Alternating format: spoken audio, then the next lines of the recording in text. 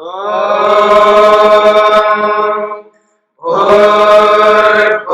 स्वः तत्सवितुर्वरेण्यं भर्गो देवस्य धीमहि धियो यो नः प्रचोदयात्।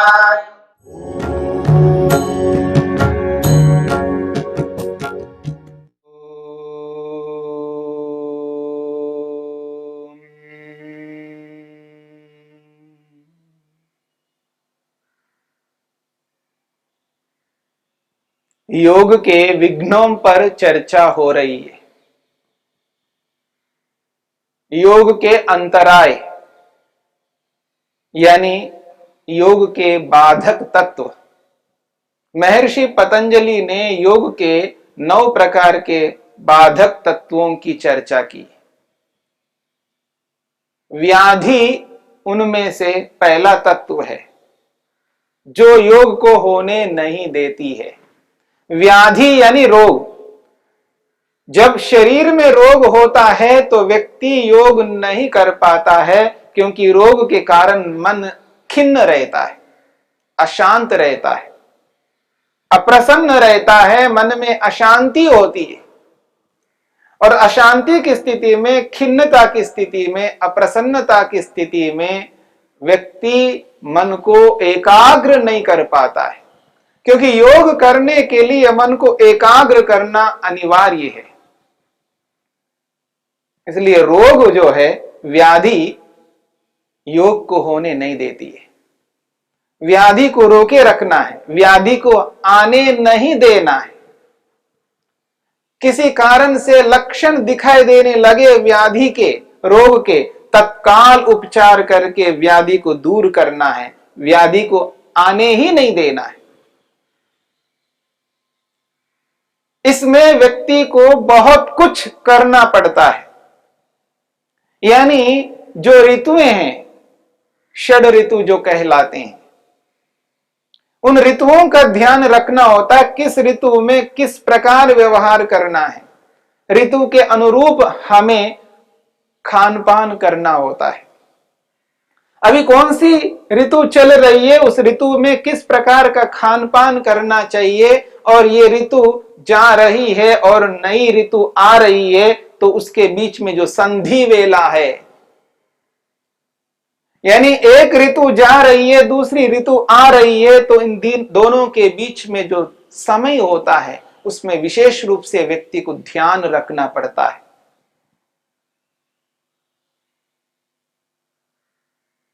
वर्षा ऋतु जा रही है, वर्षा ऋतु जा रही है तो शरद ऋतु आ रही है, शरद ऋतु जा रही है तो हेमंत ऋतु आ रही है, हेमंत ऋतु जा रही है तो शिशिर ऋतु आ रही है। एक ऋतु के बाद दूसरी ऋतु, यानी ऋतुएं परिवर्तित होती रहेंगी। हर 2-2 महीने में ऋतु बदलती रहेगी।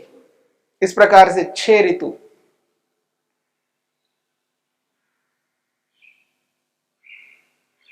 ऋतुओं को ध्यान में रख करके व्यक्ति जब चलता है, ऋतु के अनुरूप व्यक्ति खान पान करता है, तो शरीर में रोग उत्पन्न नहीं होंगे।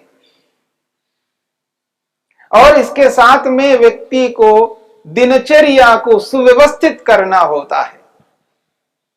यानी उठने का समय, सोने का समय, खाने का समय व्यवस्थित हो और आयुर्विज्ञान के अनुरूप हो, जीवन के अनुरूप दिनचर्या हो, साधनों के अनुरूप दिनचर्या ना हो। आज हमने अपनी दिनचर्या को साधनों के अनुरूप बना लिया, यानी पैसे के अनुरूप अपने जीवन को बनाने का प्रयास कर रहे हैं, नौकरी के अनुरूप जीवन को बनाने का प्रयास कर रहे हैं। जो बाहर के साधन हैं, उन साधनों के अनुरूप जब हम जीवन को बनाते हैं तो जीवन नहीं रहता है। इसलिए अपनी दिनचर्या को व्यवस्थित करना है, जीवन के अनुरूप साधनों को बनाना है। पैसा जीवन के लिए है, जीवन पैसा के लिए नहीं है। इस बात को ध्यान में रखना है। नौकरी जो है वो जीवन के लिए है, जीवन नौकरी के लिए नहीं है। व्यापार जीवन के लिए है, जीवन व्यापार के लिए नहीं है। ऐसे सबके साथ आप लगा लीजिएगा। आज व्यक्ति ये भूल करता जा रहा है कि अपने जीवन को व्यापार के अनुरूप बनाता जा रहा है, जीवन को नौकरी के अनुरूप बनाता जा रहा है, पैसे के अनुरूप बनाता जा रहा है। इसका परिणाम जो है उसकी दिनचर्या अस्त व्यस्त होती जा रही है। वो व्यापार के अनुरूप जीवन को बनाने के कारण से उसका जो सोना है, उसका जो उठना है, उसका जो खाना है, वो व्यापार के अनुरूप बन गया है। भोजन के समय में नाश्ता कर रहा है, भोजन के समय में नाश्ता कर रहा है। 11-12 बजे व्यक्ति नाश्ता कर रहा है जो भोजन का समय होता है। 3-4 बजे व्यक्ति लंच कर रहा है जो वो समय नहीं है। और ऐसे समय पर भोजन कर रहा है जिस वक्त व्यक्ति को निद्रा में होना होता है, और वो समय व्यक्ति भोजन कर रहा है, रात्रि भोज। और जिस समय व्यक्ति को जागना चाहिए उस समय सो रहा होता है, और सोने के वक्त निद्रा के समय में जाग रहा होता है, और जागने के वक्त सो रहा हो रहा है। तो ये जो दिनचर्या है ये जीवन के अनुरूप हमें बनाना है, आयुर्विज्ञान के अनुरूप बनाना है। जो आयु को देने का विज्ञान है उस विज्ञान को समझना है, आयुर्वेद को भुलाना नहीं है। आयुर्वेद के अनुरूप, आयुर्विज्ञान के अनुरूप यदि हम अपने दिनचर्या को बना लेते हैं तो ठीक समय पर हम सोएंगे, तो ठीक समय पर जागेंगे, और ठीक समय पर जागेंगे तो ठीक समय पर हम खाएंगे। तो ये जो दिनचर्या है व्यक्ति की, ये दिनचर्या व्यवस्थित हो, आयुर्विज्ञान के अनुरूप हो, जिससे शरीर स्वस्थ रहता हो, जिस रूप में शरीर को रखने पर स्वस्थ रहता हो उसी रूप में रखना पड़ेगा। इसलिए शरीर में यदि व्याधि आ रही है तो उस व्याधि के पीछे हम स्वयं कारण हैं, हमारी बुद्धि वहां पर कारण है, हमारी प्रज्ञा, हमारा जो ज्ञान विज्ञान है, हमारी जो जानकारी है वो कारण है। गलत जानकारी से व्यक्ति गलत करने लगता है। हमें देखा देखी नहीं करना है, हमें यदि करना है तो जीवन को देख करके करना है। जिस रूप में जीवन ठीक रहता है, जिस रूप में शरीर स्वस्थ रहता है, उसी रूप में हमें चलना हो। प्रकृति का उल्लंघन नहीं करना है। सृष्टि क्रम का जो नियम है उस नियम का उल्लंघन नहीं करना है। यानी रात सोने के लिए बनी है तो रात को सोना है, और दिन जागने के लिए बना है तो दिन में जागना है। जब व्यक्ति अपने दिनचर्या को उल्टा कर देता है, सोने के वक्त, नींद के वक्त जागता है और जागने के वक्त सोता है, तो शरीर उचित नहीं रह पाएगा, स्वस्थ नहीं रह पाएगा।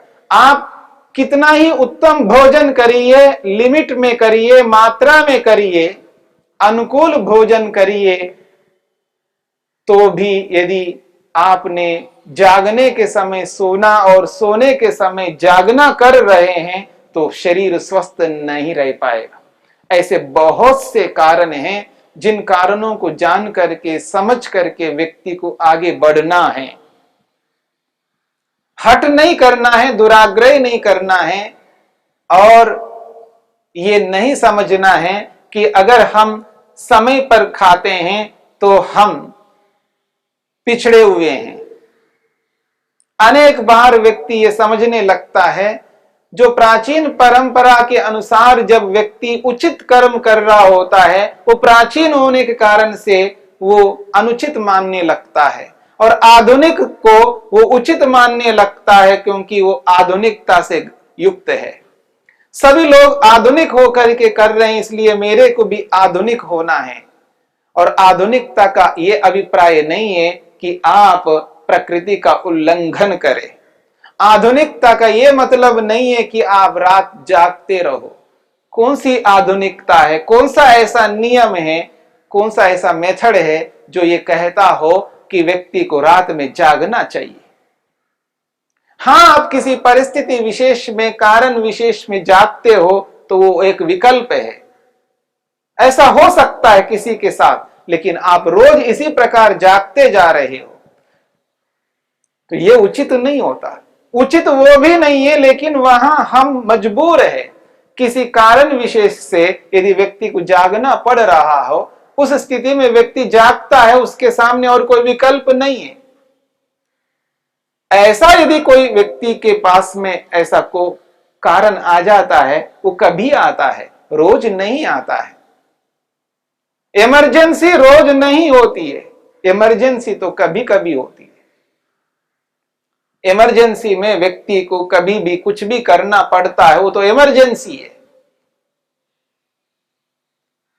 इमरजेंसी को दिनचर्या के रूप में रोज नहीं बना सकते। विकल्प तो कभी होता है, ऑप्शन तो कभी कभी होता है। रोज तो व्यक्ति को नियम पूर्वक ही चलना होता है। किसी आपत्ति में, कोई ऐसी आपत्ति काल आ गया है, उस आपत्ति में व्यक्ति उस नियम का पालन नहीं कर पा रहा है क्योंकि वहां पर उसके सामने विकल्प नहीं है। पर इसका यह अभिप्राय नहीं है रोज व्यक्ति आपत्ति बना ले, रोज कोई आपत्ति से ग्रस्त बना ले। इसलिए प्रज्ञा अपराध नहीं करना है। अपनी जो बुद्धि है, अपना जो ज्ञान विज्ञान है, अपनी जो जानकारी है, उसको समुचित रूप में व्यवहार में लाना है। प्रयास व्यक्ति को यह करना चाहिए कि रोगी ना पढ़ूं। भगवान ने बुद्धि दी है, संसार को बनाने वाले ने ये जो शरीर बना करके दिया है, इस शरीर को स्वस्थ रखना हमें आना है। शरीर के साथ अन्याय नहीं करना है। और व्यक्ति दूसरों के साथ अन्याय तो करते ही हैं, यानी अज्ञानता के कारण से, मूर्खता के कारण से, नासमझ के कारण से दूसरों के साथ अन्याय कर लेते हैं। पता नहीं व्यक्ति दूसरों के साथ अन्याय कितना कर रहा है, पर इतना मैं अवश्य कह सकता हूं, सबसे अधिक अन्याय व्यक्ति स्वयं के साथ कर रहा होता है। अपने शरीर के साथ कर रहा है, अपनी इंद्रियों के साथ कर रहा है, अपने मन के साथ अन्याय कर रहा है व्यक्ति। शरीर को स्वस्थ न रखना यह बहुत बड़ा अन्याय है शरीर के प्रति। भगवान ने, यानी शरीर को बना करके देने वाले ने ऐसी हमें बुद्धि दी है, ऐसे साधन दिए हैं, ऐसा शरीर दिया है। इस शरीर को स्वस्थ रखते हुए, इसको समुचित रूप में व्यवस्थित रखते हुए अपने प्रयोजन को पूरा हम कर सकते हैं। उस प्रयोजन को पूरा ना करके इस शरीर के साथ अन्याय करने लगते हैं। जब शरीर के साथ अन्याय करने लगते हैं तो बहुत बड़ी हानि होती है। पता नहीं दूसरों की हानि हो रही है या नहीं हो रही है, लेकिन खुद की तो बहुत बड़ी हानि हो रही है, क्योंकि वो अपने लक्ष्य से वंचित होता है, अपने उद्देश्य से भटक जाता है व्यक्ति। इसलिए भटकना नहीं है, अपने उद्देश्य से वंचित नहीं होना है। इसलिए शरीर के साथ अन्याय कभी नहीं करना है। व्यक्ति खाता जा रहा है लेकिन व्यायाम नहीं करता है, उसको पचाने का काम नहीं करेगा तो व्यक्ति का जो खाना है वो अनुचित हो जाएगा। जब व्यक्ति विधि पूर्वक नहीं चलता है तो शरीर रोगग्रस्त हो जाता है, या तो मोटा हो जाता है, या बहुत पतला हो जाता है, अथवा नाना प्रकार के रोग उत्पन्न होते हैं। इसलिए व्यक्ति को ध्यान देना होता है, शरीर के प्रति अन्याय बिल्कुल नहीं करना है। जिस रूप में शरीर को रखना चाहिए वैसा ना रख करके, जिनको नहीं रखना चाहिए उनको संभाल करके रख रहे हैं, और जिसको रखना चाहिए उसको संभाल नहीं पा रहे हैं। कीमत किसकी है? पैसे की कोई कीमत नहीं है। मेरी बात को समझने का प्रयत्न करना। मकान की भी कोई कीमत नहीं है, सोने चांदी की भी कोई कीमत नहीं है। क्यों? ये दोबारा भी प्राप्त किए जा सकते हैं।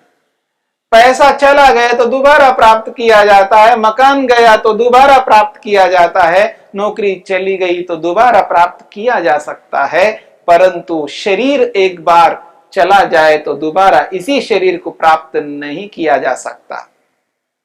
यदि शरीर रोगग्रस्त हो गया तो इसको ठीक करना बहुत मुश्किल हो जाता है। सामान्य रोगों में तो बहुत कठिनाई हम महसूस करते हैं, और जब विशेष रोग उत्पन्न हो जाते हैं उनको दूर करना बहुत कठिन है। व्यक्ति डायबिटिक बन गया है, मधुमेह से ग्रस्त हो गया है, डायबिटीज व्यक्ति अपने रोग को दूर नहीं कर पा रहा है, एक बहुत बड़ा रोग है। ऐसे ही कैंसर है, ऐसे ही बहुत बड़े बड़े रोग हैं जिनको व्यक्ति दूर नहीं कर पाता है। उपचार के माध्यम से एक सीमा तक उसको रोके रख सकता है, पर समाप्त नहीं कर पा रहा है, जिसके कारण से शरीर वैसा नहीं रहता है रोग के रहने से पहले जैसा था। इसलिए शरीर के साथ हमें अन्याय नहीं करना है, अपनी दिनचर्या को व्यवस्थित रखनी है, अपने खान पान को व्यवस्थित रखना है, अपने जागने को, उठने को, अपने सोने को व्यवस्थित रखना है। जब व्यक्ति व्यवस्थित होकर के चलता है, अपनी बुद्धि का समुचित रूप में प्रयोग करता है, तो व्यक्ति अपने शरीर के साथ न्याय कर पाएगा। अगर ऐसा नहीं करता है तो शरीर के साथ अन्याय होगा, और यह शरीर के साथ अन्याय बहुत भारी पड़ेगा। यदि किसी के पास में बहुत अपार संपत्ति हो और उसको किसी ने छीन लिया हो तो परवाह नहीं करना, क्योंकि भगवान ने ऐसी बुद्धि दी है, हमारे पास ऐसे साधन है, ऐसा शरीर है, दोबारा प्राप्त कर पाएंगे। पैसा गया तो दोबारा प्राप्त हो सकता है।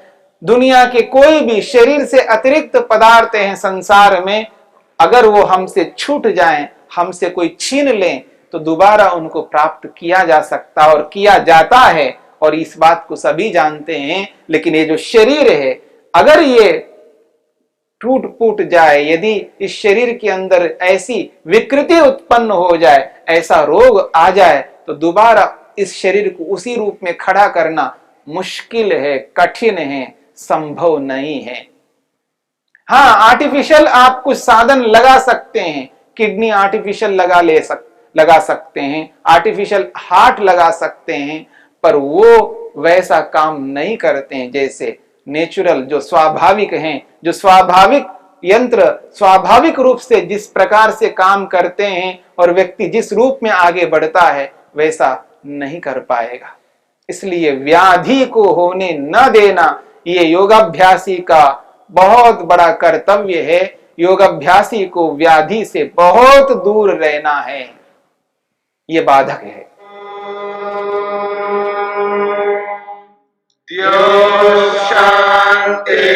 शांतिरंतरिक्षं शांति पृथिवी शांतिरापः शांतिरोषधयः शांतिः वनस्पतयः शांतिर्विश्वे देवाः शांतिर्ब्रह्म शांति सर्वं शांति शांतिरेव शांति क्षमा शांतिरेधि। ओम शांति शांति शांति।